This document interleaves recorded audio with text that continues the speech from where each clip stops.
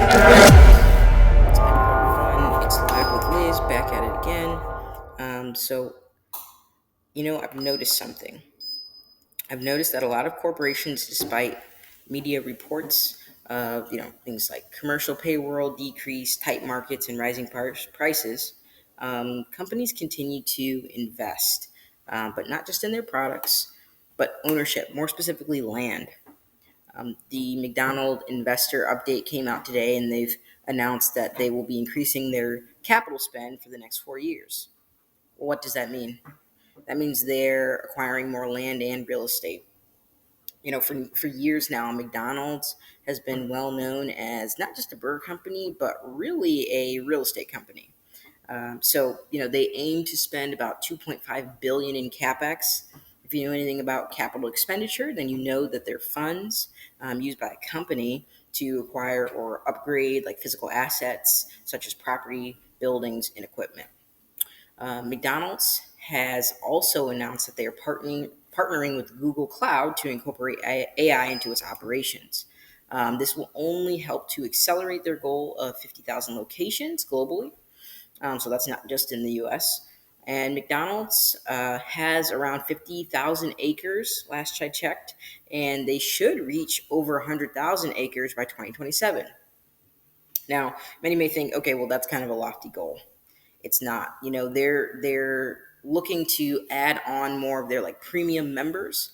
And really the only reason that they're still selling burgers is because it's the easiest way for their tenants, i.e. their franchisees, to profit and pay back. People like Grant Cardone, Ramit Sethi, Robert Schiller, and the media will deter you from ownership. But through and through, we see examples such as McDonald's and many others that are telling us different. We're also seeing a shift in the way that they're investing. Right now, I'm making this video. The average conventional loan of about when you put like 20% down, 25% down, sits around 6.75 to about 7%, depending on credit score. And we're seeing a lot of big builders like Perry Homes, KB, DR Horton are advertising master plan communities. These master plan communities, this is the time to get in. This is before we see the price of real estate go up while the interest rates go back down.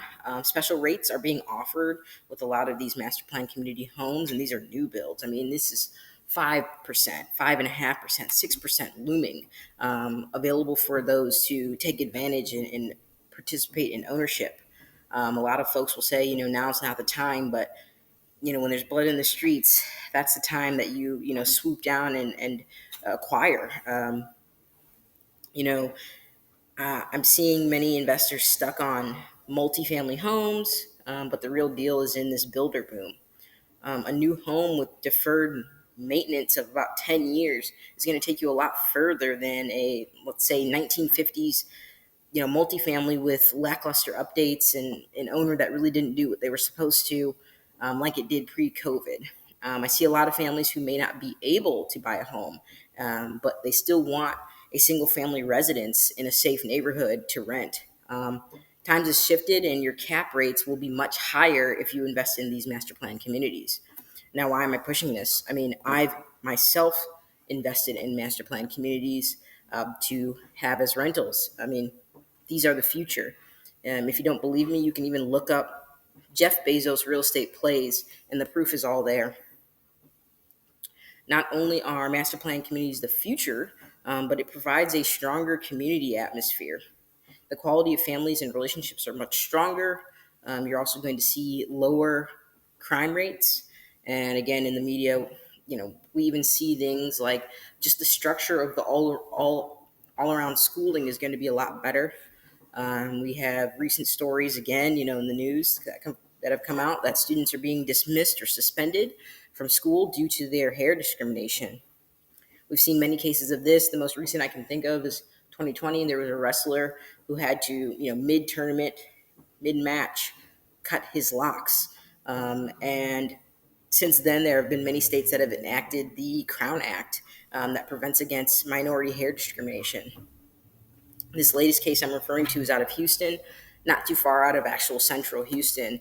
The student has been out for months for refusal to remove his locks, and the school is claiming it's a dress code violation. The mother is saying that it's a generational hairstyle for all the men in the family. And I'm not against what's being said, but uh, you know,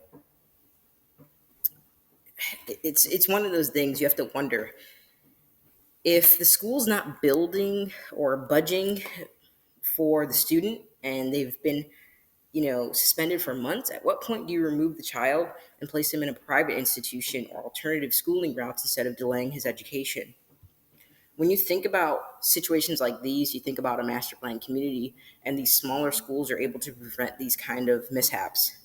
You're rapidly seeing the divide in public schools versus private schools. You're rapidly seeing the divide come through in just the general socioeconomic standing of a lot of Americans.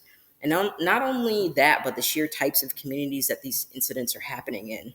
It makes a difference. And I see the correlation. There are shifts everywhere, not only in these cities and master plan communities, but also in larger areas, higher cost of living cities. And again, we're seeing that shift based on income. A couple weeks ago, it was a big buzz about, 120K being the new base, outside of that 100K goal that a lot of folks have. And it's always been that way. It's always been that the higher the income, the more options you have in terms of housing, and it will likely always stay that way. But the gap is just getting wider quicker. Business Insider was reporting that New York citizens with incomes under 170 or so are fleeing in droves, and those higher earners are moving back into the city. About 2,400 millionaires left New York City from like 2020 to 2022. And that was mainly during that pandemic. They had the opportunity to work remote. Now, a lot of folks are getting called back into the office, and we see a lot of them moving back in. These lower earners are not able to fit the bill as inflation has kicked in this year. And in a recent video, I spoke about, you know, how in 2024 you'll see more people moving back into their hometowns, smaller cities, smaller towns, smaller areas. The rents are at their highest, and even record highs you're seeing in places like Manhattan. Despite rent control, we're seeing Manhattan average rents up 4.5% year over year on average. The average family standards needs that they've set in New York are about 300K to meet the federal standard for affordability. So again, that new base that we speak of, 120, really it's like 150 is the new 100. And when you do the cost of living adjustment for these cities, there's lots of calculators online. You can look this up. It really comes out to be about double in places like New York, LA, San Francisco from that 150. So, these topics only go to show that the heat is really being turned up on Americans. Ownership, land, and technology are really the pivot base to wealth. Um, I'd say it's the new primary base. If you can obtain or achieve one, you can achieve all three. Regardless of the noise that the media continues to pursue about these bases, soon there will really be no other choice. But that's just me.